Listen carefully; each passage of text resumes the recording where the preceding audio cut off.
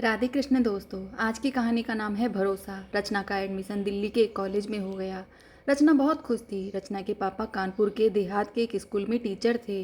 बेटी को इतने बड़े शहर में भेजने से घबरा रहे थे। तब रचना ने कहा, पापा आप चिंता ना करें, मैं सब संभाल लूँगी और ऐसा मौका बार बार नहीं मिलता। अपने पापा को किसी तरह समझा बुझाकर रचना दिल्ली के लिए रवाना हुई। घर से निकली तो मम्मी पापा उसे बस में बैठाने आए। रचना के पापा दीनानाथ जी चाहते थे वे उसे दिल्ली तक पहुंचा कर आएं, लेकिन रचना ने मना कर दिया। रचना की माँ शांति जी की आंखें नम थी। तीनों बस स्टैंड पर खड़े थे। कुछ ही देर में बस आ गई। रचना अपना सारा सामान बस में चढ़ाने लगी। फिर मम्मी के गले लगकर उसने विदा ली। बस में खिड़की के सहारे सिर टिकाकर अपने गांव को निहार रही थी। रचना को लग रहा था जैसे सब छूटा जा रहा है। बस उसे कानपुर तक ले जाती है। अब वहाँ से उसे ट्रेन से दिल्ली जाना था। रचना को बैठे बैठे बचपन की बातें याद आ रही थी। कैसे उसकी मम्मी उसे प्यार से खाना खिलाती थी और उसके पापा सुबह सुबह उसे उठाकर पढ़ने के लिए बिठा देते थे। मम्मी पापा को याद करते करते एक बार तो उसका मन किया कि बस से उतरकर वापस चली जाए। रचना के मन में कई ख्याल उमड़ रहे थे। मुझे नहीं जाना, अपने मम्मी पापा को छोड़कर। क्या हो जाएगा दिल्ली जाकर? ज़्यादा पढ़कर भी क्या करूँगी? पढ़ाई पूरी करते ही शादी कर दी जाएगी। अपना घर परिवार छोड़कर जाना उसे अच्छा नहीं लग रहा था। वह बस से उतर जाना चाहती थी। रचना की आंखें नम हो गई थी। दुपट्टे से आंखों को पोंछते हुए उसके मन में कुछ और विचार आने लगे। ऐसा भी तो हो सकता है दिल्ली में पढ़ाई के बाद अच्छी नौकरी मिल जाए। एक मकान लेकर मम्मी पापा को यहीं बुला लूँगी।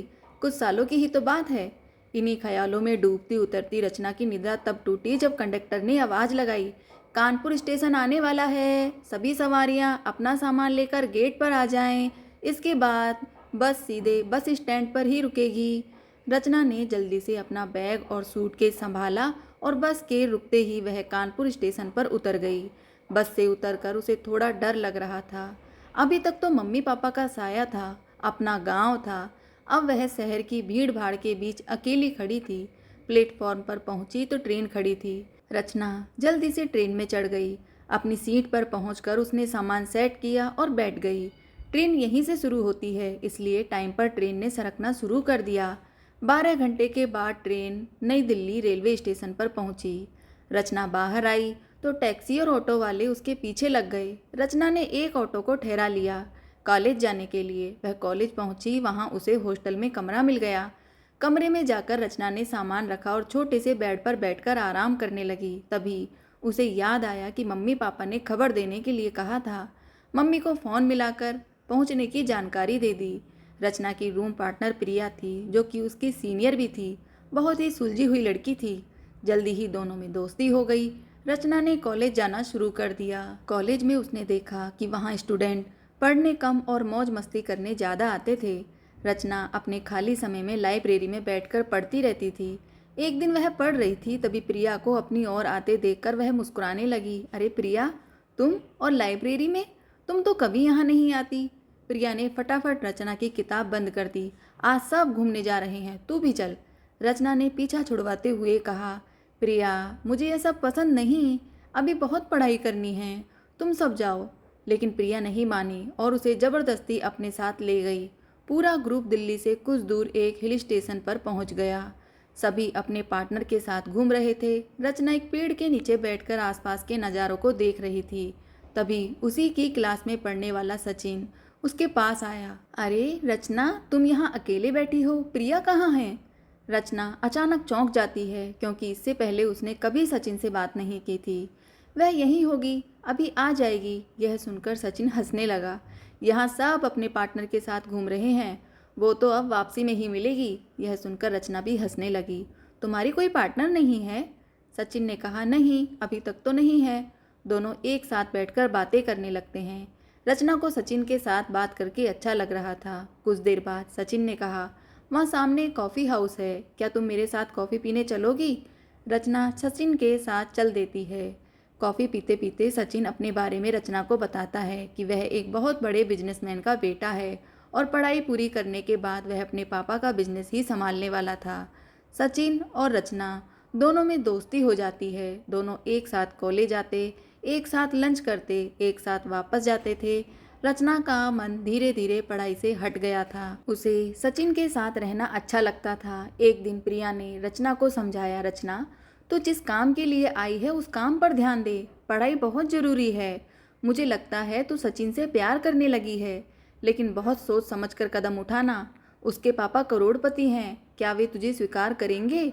रचना हंसते हुए बोली, अरे तू कहाँ पहुँच गई, हम दोनों अच्छे दोस्त हैं बस। प्रिया बोली, बेटा मैंने तुझसे ज़्यादा दुनिया देखी है। जब तेरा मन पढ़ाई में नहीं लग रहा तो तुझे प्यार हो गया है। अगर मेरी बात पर विश्वास नहीं है तो एक हफ्ते तक सचिन से मत मिल। रचना उसकी बात टालने के लिए बोल देती है, हाँ हाँ, इसमें कौन सी बड़ी बात है। रचना ने बोल तो दिया, लेकिन वह रात भर सो नहीं पाई। वह सचिन से दूर नहीं रह सकती थी। सुबह होते ही वह प्रिया से बोली, हाँ तू ठीक कह रही थी, मुझे लगता है सचिन से प्यार हो गया है मुझे, लेकिन अब क्या करूं? प्रिया बोली, बस कुछ नहीं, इंतजार कर और देख, उसे भी तुझसे प्यार हुआ है क्या? वो अपने प्यार का इजहार करता है या सिर्फ टाइम पास कर रहा है? इस बात को एक हफ्ता बीत जाता है। रचना और सचिन पहले की तरह मिलते रहते हैं। एक दिन रचना कुछ उदास बैठी थी, तभी सचिन ने उससे आकर कहा, रचना, मैं तुमसे प्यार करता हूँ और अपनी पूरी जिंदगी तुम्हारे साथ गुजारना चाहता हूँ। मैं जानता हूँ हम दोनों में बहुत फ़र्क है, लेकिन चिंता मत करना, मैं तुम्हारे लिए पूरी दुनिया से लड़ जाऊंगा। रचना तो यही सुनने को कब से बेताब थी। सचिन की बातें सुनकर उसकी आंखों से आंसू टपकने लगे। सचिन ने यह देखा, वह घबरा गया। रचना, मुझे माफ़ कर दो, मेरा मन तुम्हारा दिल दुखाने का नहीं था। अगर तुम्हें मैं पसंद नहीं हूँ तो हम केवल अच्छे दोस्त बनकर रह सकते हैं। रचना बोली, बेवकूफ़, मैं तो कब से इंतज़ार कर रही थी कि तुम अपने प्यार का इजहार करो। ये तो खुशी के आंसू हैं। लेकिन क्या तुम्हारे घर वाले मानेंगे? मेरा मतलब है, पैसों की दीवार हम दोनों के बीच खड़ी है। सचिन बोला, वह सब मैंने पहले ही सोच लिया है। अगर मेरे पापा नहीं माने तो मैं अपना घर छोड़ दूंगा। तुम्हारे साथ जीवन बिताने के लिए मैं कुछ भी कर सकता हूँ। यह सुनकर तो रचना सातवें आसमान पर थी। रचना और सचिन दोनों एक दूसरे के साथ घंटों समय बिताते थे। कई बार तो दोनों कॉलेज भी नहीं आते थे। इसका असर दोनों की पढ़ाई पर भी पड़ रहा था। एक तरफ रचना अपने माता पिता के सपने पूरे करने दिल्ली आई थी, नौकरी करके उनके लिए अच्छा सा घर खरीदने का इरादा रखती थी। दूसरी तरफ उसकी ज़िंदगी बस सचिन के चारों ओर सिमट कर रह गई थी। रचना और सचिन दोनों एक दूसरे के प्यार में खोए घंटों बातें करते रहते थे। एक दिन प्रिया और रचना दोनों अपने हॉस्टल के कमरे में सो रही थी। तभी रचना के मोबाइल की घंटी बजी। दूसरी तरफ से रचना की माँ शांति जी की घबराई आवाज़ सुनकर रचना डर गई। बेटी, तू जल्दी से घर आ जा, तेरे पापा की तबीयत अचानक बहुत खराब हो गई है। शांति जी ने इतना कहकर फ़ोन काट दिया। रचना की आंखों से आंसू बह रहे थे। प्रिया भी फ़ोन सुनकर उठकर बैठ गई। रचना की ऐसी हालत देखकर वह फटाफट उठी और पानी की बोतल रचना के हाथ में दी। रचना ने 2 घूंट पानी पिया। क्या हुआ रचना, तू रो क्यों रही है? किसका फ़ोन था? प्रिया, मेरे पापा बहुत बीमार हैं, मुझे घर जाना पड़ेगा। मैं अभी ऑनलाइन टिकट देखती हूँ, शायद रात की किसी गाड़ी में रिजर्वेशन मिल जाए। यह कहकर रचना जल्दी जल्दी मोबाइल में टिकट ढूंढने लगी। तभी प्रिया बोली, तू घबरा मत, सब ठीक हो जाएगा। ला, मैं तेरी पैकिंग कर देती हूँ। प्रिया पैकिंग में लग गई। रचना को तत्काल में एक टिकट मिल गई। 2 घंटे बाद की ट्रेन थी। वो सुबह 7 बजे तक कानपुर उतारने वाली थी। रचना ने फटाफट सचिन को फ़ोन मिलाया, लेकिन उसका फ़ोन स्विच ऑफ आ रहा था। इसे भी आज ही फ़ोन स्विच ऑफ करना था। अरे तू छोड़ उसे, मैं बता दूंगी। चल जल्दी से कैब बुक कर ले, मैं कैंटीन से कुछ खाने के लिए पैक करवा कर लाती हूँ, रात को खा लेना। रचना ने प्रिया को गले लगा लिया। थैंक्स यार, तू नहीं होती तो पता नहीं क्या होता। मैं तो बहुत नर्वस हो रही हूँ, पता नहीं पापा को क्या हो गया। माँ भी ना, कुछ ढंग से बताया भी नहीं। अरे तू चिंता मत कर, सब ठीक हो जाएगा, ज़्यादा मत सोच। और हाँ, घर पहुँचकर मुझे फ़ोन कर दियो, मैं सुबह सचिन को सब बता दूँगी। बस तू एक बात याद रखना, ऐसे हालात में अपने घर वालों को सचिन के बारे में कुछ मत बताना। हाँ ठीक है। प्रिया जल्दी से कैंटीन की ओर चल दी। वहाँ से उसने कुछ खाना पैक करवाया और रूम में आकर रचना के बैग में रख दिया।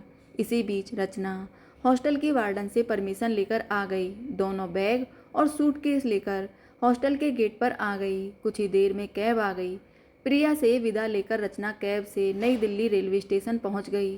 समय पर वह ट्रेन में चढ़ गई। रात भर उसे नींद नहीं आई। घबराहट में उसे कभी पापा की याद आती तो कभी सचिन की। रचना सचिन से बात करना चाह रही थी, लेकिन अब उसकी हिम्मत नहीं पड़ रही थी।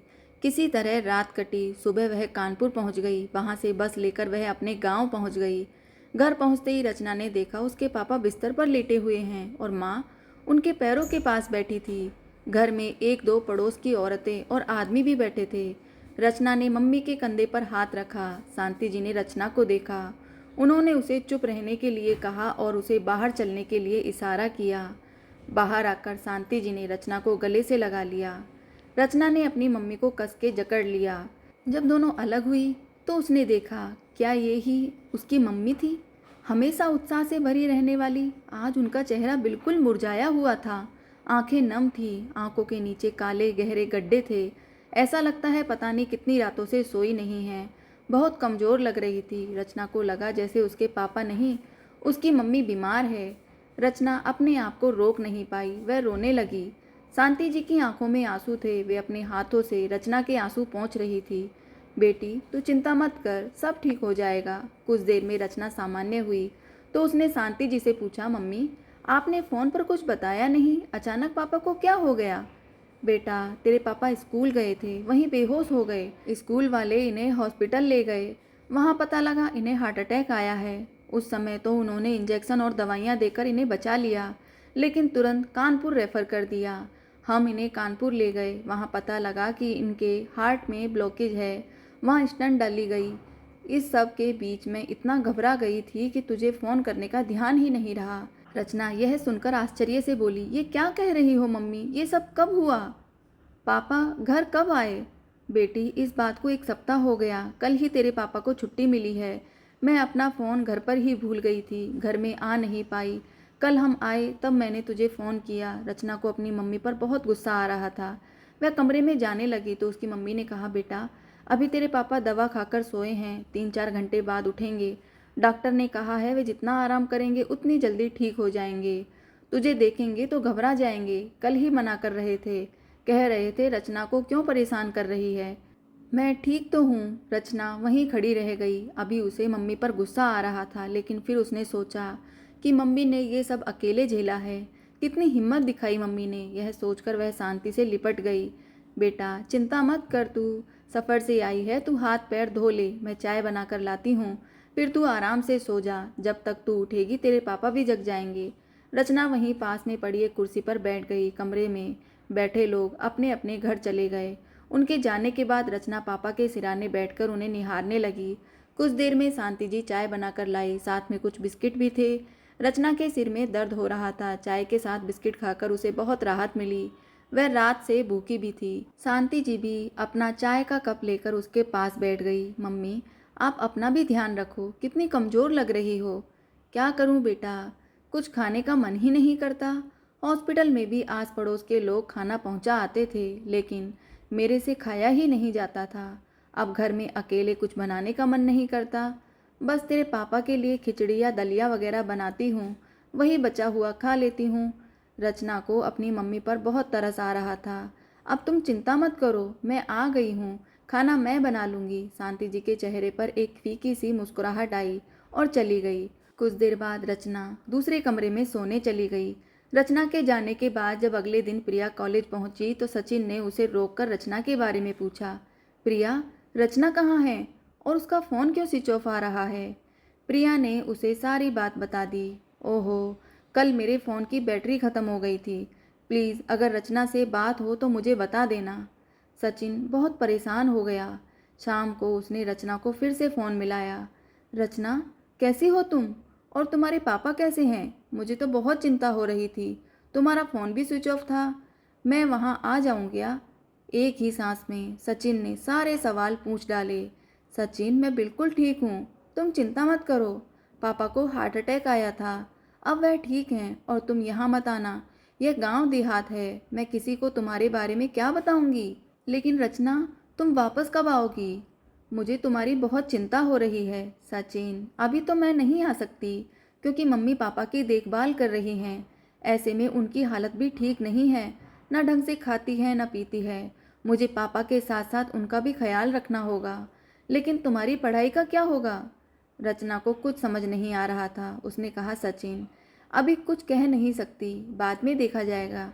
यह कहकर रचना ने फ़ोन काट दिया। धन्यवाद दोस्तों। इस कहानी का दूसरा पार्ट हम कल अपलोड करेंगे। आपको यह कहानी कैसी लगी कमेंट में ज़रूर बताएं। जय श्री राधे कृष्ण दोस्तों।